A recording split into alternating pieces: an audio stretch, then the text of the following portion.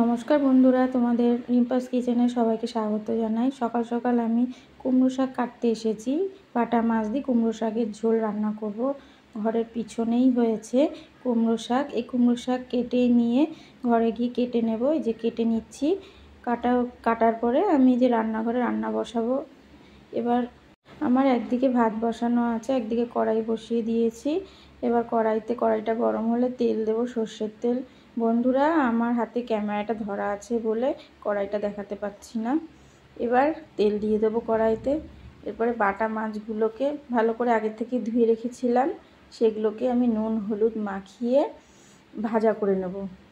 নুন হলুদ মাখিয়ে ভাজা করে নেব। তারপরে মাছগুলোকে দুবারে ভেজে নেব। ভেজে নেওয়ার পরে এই যে ভাজা হয়ে গেল, ভেজে নেওয়ার পরে আস্তে আস্তে জিরে ফোড়ন দেব। আর বাকি যে তেল থাকে তার মধ্যে তেলটাও একটু তেল অ্যাড করে দেব। আলু শাক একসঙ্গে ভেজে মশলা কষিয়ে নুন হলুদ কাঁচা লঙ্কা দিয়ে ঝোল দিয়ে দেব। একটু পরেই ঢাকা দিয়ে দেব। একটু পরে মাছ দিয়ে তরকারিটাকে নামিয়ে নেব। হয়ে গেল আমার রান্না মশলা ছাড়া। তোমাদের ভিডিওটি কেমন লাগলো বলবে, অবশ্যই শেয়ার করবে। ভালো থাকবে, সুস্থ থাকবে। ভালো